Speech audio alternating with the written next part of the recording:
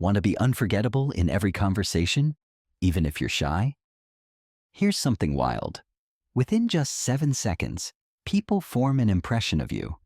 That means, by the time you've said hi, they've already decided whether you're confident, interesting, or invisible. And it doesn't stop there. What you say next could either spark a connection or send the conversation spiraling into awkward silence.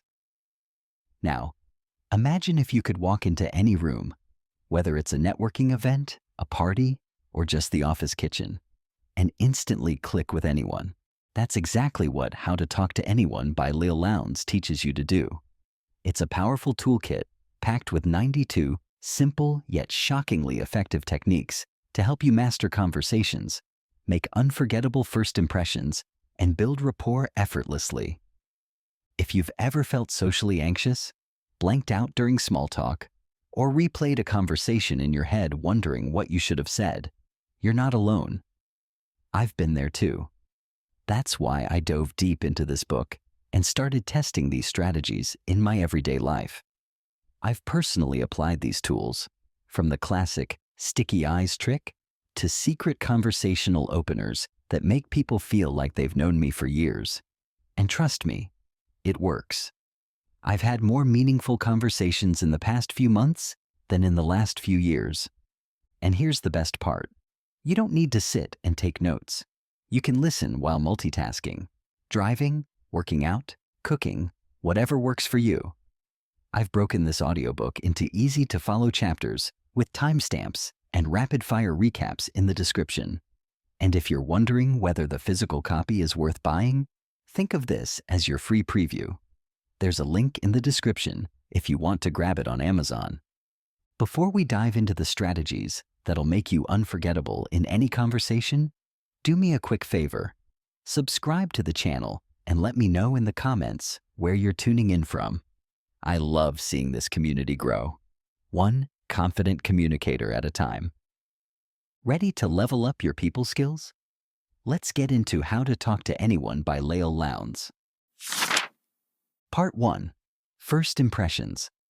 In the first few seconds of meeting someone, you've already made an impression, and likely, so have they. That's the premise Leil Lowndes starts with in Part 1. You only have 10 seconds to show you're a somebody. These opening moments set the stage for how people perceive you: confident or nervous, magnetic or forgettable. And the good news? You don't need a witty one-liner or a flashy outfit. You need presence. Lowndes shares 9 quick but powerful techniques to help you nail that first impression without saying a word. The first trick is the flooding smile. Most people smile too quickly and insincerely. Instead, pause before smiling, then let your face light up slowly, like someone just made your day. That smile feels authentic, and more importantly, it makes the other person feel special. Next, there's sticky eyes, which is all about making people feel like they're the only one in the room. It involves holding eye contact just a beat longer than usual. This extra second creates a powerful sense of intimacy and attentiveness without being overbearing. Going even deeper, Lowndes introduces epoxy eyes. If you're speaking in a group but focused on one person, glue your eyes to them, even when someone else is talking. It makes that individual feel deeply connected to you, like your attention is laser focused. Then there's hang by your teeth, a visualization trick that fixes your posture immediately. Imagine a string pulling you upward from your teeth. Suddenly, your chest lifts, your back straightens, and your entire demeanor shifts from timid to poised. Another key move is the big baby pivot. When you greet someone, don't just turn your head, turn your entire body to face them. Babies do this instinctively when they're excited, and doing it as an adult shows total engagement. It tells people, I'm fully here with you. Alongside that is hello, old friend, where you greet new people as though they're someone you've missed for years. The result? Your energy becomes instantly warm and inviting, making the interaction much more relaxed. Lowndes also emphasizes the importance of limiting the fidget. Nervous tics, tapping fingers, or constantly adjusting your clothes can sabotage your image. Confident people appear calm, even still. When you're composed, others feel comfortable around you. Similarly, she recommends always keeping your hands visible. In Hands the Audience Can See, Lowndes explains that hidden hands create subconscious distrust. Open gestures and visible palms signal honesty and approachability. Finally, there's use your smile to reflect their face. It's a mirroring tactic. If someone smiles broadly, match their energy. If their smile is softer or more reserved, respond in kind. This subtle reflection makes people feel understood and emotionally in sync with you. These 9 techniques may seem small on their own, but together they form a powerful toolkit for making memorable, confident first impressions. Before you've even spoken, you've already said so much, and with these cues, it's all the right things. Part 2. What do I say after I say hi? So you've nailed the first impression. You smiled right, held your posture, and locked in the eye contact. But now comes the trickier part, keeping the conversation going. This is where many people freeze. The small talk starts, your mind goes blank, and suddenly you're wondering why you even showed up. Leil Lowndes knows that dread all too well, and in Part 2, she arms you with practical tools to smoothly carry conversations forward, even if you're naturally shy or introverted. The key, she says, is preparation and curiosity. First, the mood match teaches you to mirror the energy level and emotional tone of the person you're talking to. If they're excited, match that excitement. If they're mellow, lower your tempo. It builds instant harmony. Then there's prosaic with passion. The idea that you can talk about even the most boring topics, like traffic or weather, if you infuse them with passion or a quirky twist. It's not what you say, but how you say it. Next, Leil recommends the what's it technique. Always wear or carry something slightly unusual or interesting that can be a conversation starter. A bold tie, a vintage brooch, a funky phone case, anything that makes someone go, "Hey, what's that?" It gives people an easy entry point. She also advises you to avoid negative topics or chronic complainers. This is whittle away the whiners. People are naturally drawn to positivity, not pessimism. To keep conversations flowing, be sure to never leave home without the news. Always have a few current topics in your mental back pocket, something interesting you saw, read, or heard that day. It's like carrying social ammo. In the same spirit, Never the Naked City is about adding texture when mentioning a place. Don't just say, "I went to Paris." Say, "I wandered the cobbled streets of Montmartre and got lost in an old bookshop." That paints a picture. Similarly, Never the Naked Job and Never the Naked Introduction advise you to make your self-descriptions and intros more vivid. Don't just say, "This is my friend Sarah." Say, "This is Sarah. She once backpacked solo through South America." It gives people a hook to latch onto. Lowndes also encourages you to be a word detective. Listen closely to the specific words people use and mirror their language. It shows alignment and makes people feel heard. Then there's the swiveling spotlight. This powerful mental trick involves mentally turning the attention spotlight away from yourself and onto the other person. Ask follow-up questions. Let them shine. Most people's favorite topic is themselves. Use that to your advantage. Parroting and encore are 2 follow-up strategies that involve repeating the last few words they said or asking them to tell you more about a story. It keeps the focus on them and makes you seem like a fantastic listener. Lastly, Leil closes this section with, be someone others want to talk to. Be the energy lifter. the one who adds life to the room, not the one who drains it. Part 3. How to talk like a VIP. After you've mastered first impressions and small talk, the next level is learning how to sound like someone worth listening to, someone others perceive as confident, competent, and charismatic. That's exactly what Part 3 is about, teaching you to talk like a VIP, no matter your background, job title, or personality type. Leil Lowndes wants you to walk into a room and own your conversations, not through arrogance, but through refined communication. She starts by warning against what she calls big shots don't slobber. Too many people overcompensate by gushing, fawning, or trying too hard to impress. VIPs don't do that. They're respectful, warm, but measured. The goal is to avoid sounding desperate for approval. Then comes never the naked thank you. When someone does something kind or helpful, don't just say thanks. Add context. Thank you for recommending that book. I'm halfway through and hooked. It feels more sincere and memorable. One of her most creative ideas is scramble therapy, which means deliberately exposing yourself to a variety of experiences and people to expand your conversation material. Go to events you wouldn't usually attend, talk to people from different industries. This makes you versatile and interesting. Pair that with learning a little gobbledygook, picking up a few insider terms from industries outside your own.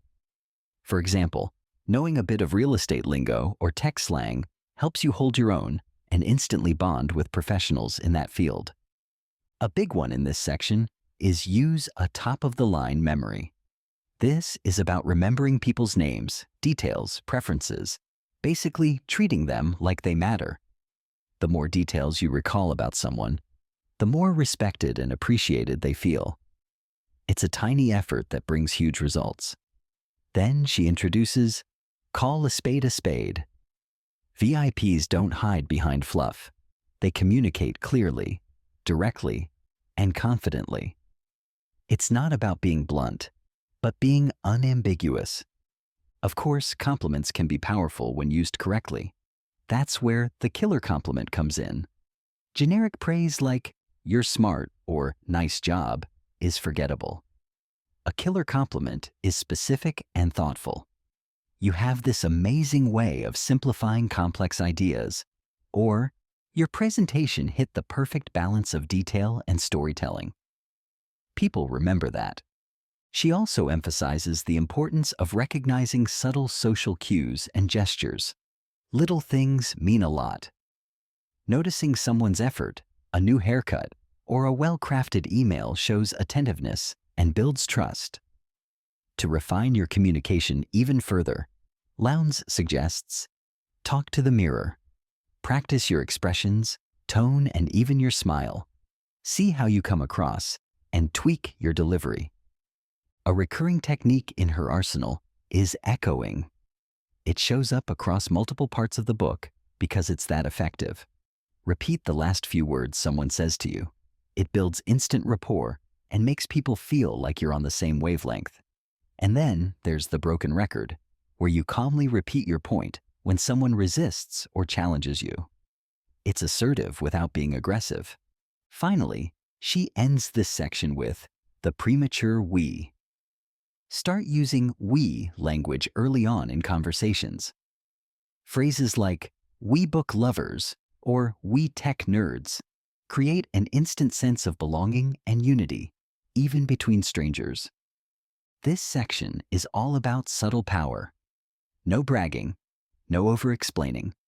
Just mastering the art of sounding like someone worth paying attention to and making others feel valued in the process. Part 4. How to be an insider in any crowd. You've probably walked into a room full of strangers and instantly felt like an outsider, like everyone knows each other and you're just the awkward newcomer. Part 4 of Leil Lowndes' book teaches you how to break that invisible barrier and instantly feel like an insider, no matter the crowd, the setting, or the topic. This section is about blending in while still standing out, and doing it with subtle psychological strategies that make people feel like you belong. The first technique in this section is a callback to one of the most powerful mindset shifts, scramble therapy. If you want to connect with more people, you need to experience more of life. Attend events outside your comfort zone, explore new hobbies, talk to people from different walks of life. The broader your exposure, the more you have in common with strangers. This makes it easier to find touch points in conversation and signals that you're one of them. Another key technique here is being a word detective. Pay close attention to the words and phrases others use. These often reveal what they value, what they believe, and how they want to be understood. If someone says, "It was exhausting," that's your cue to mirror back empathy. "Wow, sounds like a long day." Matching people's vocabulary helps build subconscious rapport. Finally, she reminds you to always introduce yourself and others with extra flair. Don't just say, "This is my friend Dan." Say, "This is Dan. He's the guy who once turned a shed into a podcast studio." Adding a fun detail instantly makes the person memorable, relatable, and part of the group. This section is all about slipping past the gatekeepers of social circles, not by pretending to be someone you're not, but by showing you understand the rhythm of the room. When you use these techniques, you'll no longer feel like an outsider trying to break in. You'll become the person others naturally gravitate toward. Part 5. Why we're just alike. If there's one universal truth in communication, it's this. People like people who are like themselves, or at least feel like themselves. In Part 5, Leil Lowndes dives deep into the psychology of building instant rapport by creating a sense of shared identity.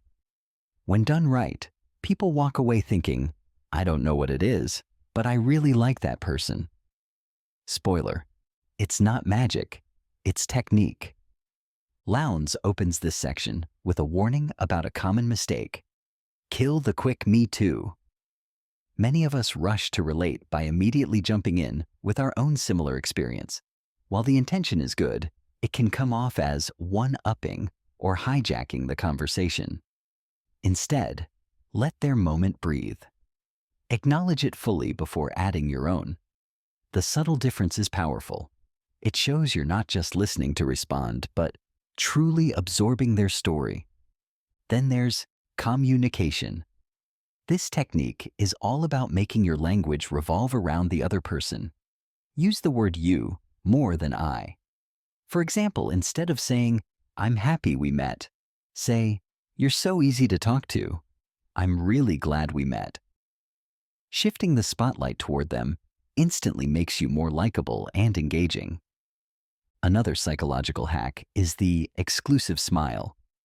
This doesn't mean withholding your smile. It means making your smile feel personal. Smile less frequently, but when you do, make it seem like it's just for them.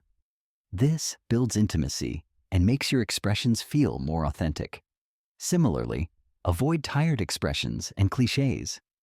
In "Don't Touch a Cliché with a 10-Foot Pole," Lowndes advises replacing worn-out phrases like "nice weather we're having" with something fresh like, "I call this patio weather.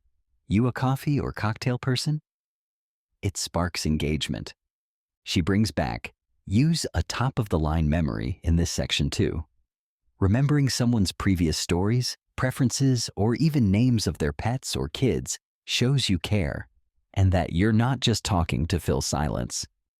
When people feel remembered, they feel respected. The next tool is call a spade a spade. This doesn't mean being blunt, it means being clear. Avoid vague compliments or sugar-coated feedback. Speak with honesty and specificity. When you give praise, don't just say "great work."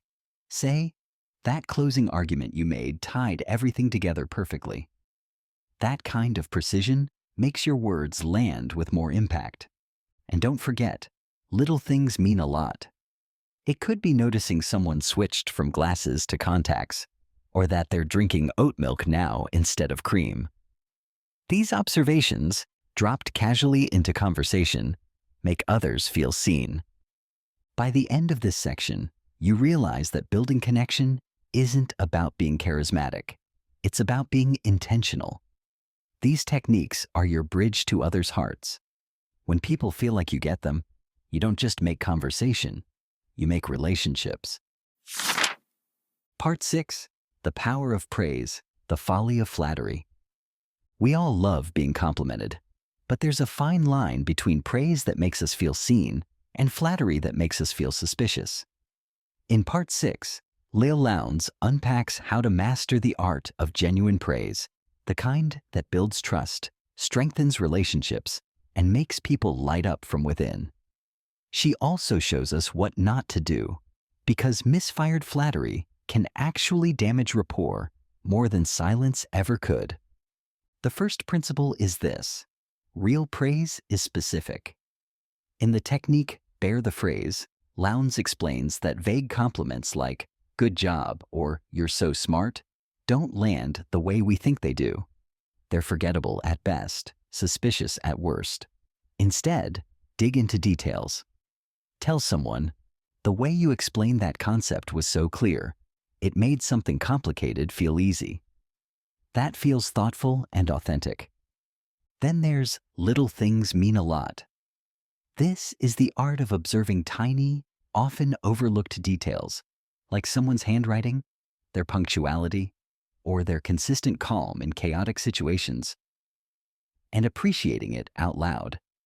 These small, personal acknowledgments feel more sincere than grand statements because they prove you're truly paying attention. Lowndes also reminds us that compliments don't always have to come directly from you. In Pass the Buck, she suggests sharing praise you heard from others. Saying something like, "I overheard Sarah saying your presentation blew her away," feels more organic and sometimes even more flattering than hearing it firsthand. Another gem is, be the chooser, not the choosee. Instead of seeking others' approval, give approval. Be the one who chooses to compliment, to elevate, to praise, not the one fishing for it. This positions you as confident and secure, and people are naturally drawn to that energy. Then there's a gentle reminder: don't overdo it. In Flattery Will Get You Bow, Everywhere If Done Right, Lowndes warns against laying it on too thick. People can sniff out insincerity quickly, compliment too often, and it loses its power. Instead, offer praise selectively, strategically, and only when you truly mean it. Another advanced tactic she shares is to give praise in front of others. Public recognition, especially in a group setting, carries more weight. If you compliment someone's creativity in front of their peers, it not only flatters them, but elevates their status. Just be sure it's deserved. At its core, this section is about making people feel valued without trying to manipulate them. When you praise someone well, it doesn't just boost their ego, it boosts your relationship. But when you flatter without depth, you risk sounding fake, self-serving, or disingenuous. So be honest, be specific, and most importantly, see people. That's the kind of praise that makes a lasting impression. Part 7. Direct Dial Their Heart. While the earlier parts of this book focused on first impressions, conversation starters, and social finesse, Part 7 goes deeper. It's about emotional connection. This is where you stop just being liked and start being trusted. According to Leil Lowndes, mastering this level of communication means learning how to dial directly into someone's heart so they feel seen, safe, and sincerely understood. These techniques are less about being clever and more about being real. One of the most powerful tools in this section is the tombstone game. It's exactly what it sounds like. Ask someone what they'd like written on their tombstone. It may sound a bit dark, but when asked in the right context, it opens up meaningful, personal dialogue. It forces people to think about their values, their identity, and what really matters to them. Few questions spark emotional depth like this one. Next is the subtle but impactful Eyebrow flash. This is a micro-expression, a quick upward lift of your eyebrows when you first see someone. It happens naturally when you're excited to see a friend, and doing it consciously makes others feel immediately acknowledged and welcomed. It's nonverbal, instant, and oddly powerful. Leil revisits the big baby pivot here, but with an emotional twist. Don't just pivot your body towards someone physically, pivot emotionally. That means tuning in completely to the person in front of you, especially when they're sharing something important. It's about being fully present, not half scrolling through your phone or planning what to say next. Then comes Hello Old Friend, another reappearance, this time with more emotional depth. The trick? Make your facial expressions and tone carry the same warmth and familiarity you'd show someone you genuinely care about. It disarms people and makes them feel emotionally safe, even if they've just met you. Lowndes also highlights the importance of calm energy. That's where limit the fidget and hands the audience can see come in again. Fidgeting or hiding your hands, like in your pockets or under a table, sends subconscious signals of discomfort or even dishonesty. Stillness and visible, relaxed hands convey openness and trustworthiness, two essentials when connecting at a deeper level. She goes even further with, use your smile to reflect their face. This is about emotional mirroring. If someone's talking about a painful experience, a big beaming smile feels jarring. Instead, soften your face, match their tone and energy. Show empathy, not just in words, but in your expressions. That's how people start to feel safe with you. Another beautiful insight from this section is that emotional intelligence isn't about talking, it's about listening. Paying attention to tone, rhythm, posture, and the unsaid is what separates surface talkers from emotionally connected communicators. Ultimately, Part 7 is about moving past performance and into presence. When you apply these techniques, people don't just think, that was a great conversation. They walk away thinking, that person really gets me. And that kind of connection, it's rare and unforgettable. Part 8. How to work a party like a politician. Works a room. Let's be honest. Most of us have walked into a party or networking event and felt that sinking feeling. Where do I even start?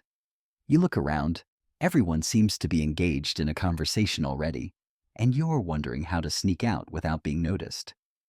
Well, this is exactly what Part 8 of Leil Lowndes' book is designed to fix. Whether you're at a wedding, a networking mixer, or an office event, this section is about teaching you how to work a room like a seasoned politician, not by being loud or fake, but by being strategic, warm, and completely unforgettable. It starts with the most important choice of all, where to stand. In munching or mingling, Leil advises you to skip the food table as your first stop. Why? Because the buffet is where people go to hide, not to connect. Instead, plant yourself near high-traffic spots, like the bar, the entrance, or near the bathroom line. These areas naturally attract people and give you an easy way to strike up casual conversations. Next, she introduces the Hansel and Gretel strategy. Just like the fairy tale characters who left a trail of breadcrumbs, you should drop bits of your personality as you move through the room. This means leaving short, positive interactions with people, then circling back later. When you return, you've already built a mini connection, which makes the second interaction more natural and warmer. Another smart tactic is to be a chooser, not a choosee. Don't wait around hoping someone will strike up a conversation. Take the initiative. Approach people first, introduce yourself with confidence, and ask thoughtful, open-ended questions. It's a small mindset shift, but it turns you from passive to powerful. Lowndes also stresses the importance of exit strategy. Specifically, the graceful one. In Bag the Boring Ones, she reminds you that not every conversation needs to last forever. If the vibe isn't clicking, It's okay to excuse yourself politely and move on. Use phrases like, "I promised myself I'd mingle a bit. So good chatting with you." This way, you stay kind while keeping your time and energy focused. She also recommends preparing a few go-to questions or conversation starters ahead of time. Whether it's "What brought you here?" or "What's been the highlight of your week so far?" Having a few in your back pocket eliminates the pressure of thinking on the spot. Finally, in the business card dossier, Lowndes shares a genius trick for following up after events. Jot down a few notes on the back of people's business cards about what you talked about. That way, when you reach out later, you can personalize your message. And that makes a big difference in how you're remembered. At its core, this section is about intentional presence. You don't have to be the life of the party. But with these tricks, you'll be the person everyone's glad they met. And much like a skilled politician, you'll walk away having made dozens of warm impressions that just might lead to opportunities, friendships, or collaborations down the road. Part 9. Little Tricks of Big Winners. You've mastered first impressions, small talk, emotional bonding, and even how to navigate a room like a seasoned pro. But in Part 9, Leil Lowndes gives us the finishing touch, those next-level social skills that high achievers and charismatic leaders use to leave lasting impressions, build influence, and make people want to be around them. These aren't everyday tactics. They're the little-known behaviors that separate good communicators from truly magnetic ones. Think of this as the pro edition of people skills. The first big idea is to develop a reputation as a person of substance. Big winners aren't always the loudest or flashiest in the room. They're often the ones who listen the best, speak thoughtfully, and know when to stay quiet. Lowndes encourages you to speak with intention, not just to fill silence. Every word should add value, carry warmth, or deepen the moment. Even in casual chats, this makes you feel calm, centered, and trustworthy. Another advanced move is what she calls "be the chooser, not the choosee," which she previously introduced but expands here. Big winners never wait for approval. They make others feel chosen, whether it's in hiring, dating, or friendships. When you treat people as though they've earned your time and attention, rather than the other way around, it sets a powerful dynamic based on respect, not neediness. Lowndes also urges you to practice selective ignorance. That means not reacting to every little thing. Big winners don't jump into gossip, get defensive over petty remarks, or over-explain themselves. They're selective in what they respond to, and that silence often speaks louder than any comeback. Another gem is, don't take the last cookie. This is both literal and metaphorical. Always leave something on the table, be it time, credit, or opportunity for others. Big winners aren't greedy for attention or praise. They share the spotlight, celebrate others, and hold space for their peers to shine. This builds loyalty and admiration fast. In high-pressure situations, Lowndes suggests you master the art of graceful exits and polite disengagement. If someone challenges you publicly or puts you in an awkward spot, instead of reacting defensively, respond calmly or even with humor. These small social wins make a big difference in how people perceive your composure. Another final trick? Consistency. Big winners aren't warm one day and cold the next. They're emotionally predictable, which makes others feel secure. They show up, follow through, and bring steady energy to every interaction. That reliability becomes a magnet in both professional and personal circles. Ultimately, this last section is a reminder that the most successful communicators don't just talk, they create experiences. Every word, gesture, and moment is deliberate. They know how to make people feel good about themselves, and in doing so, they become unforgettable. Because in the end, how you make people feel is the legacy you leave behind in every room you enter.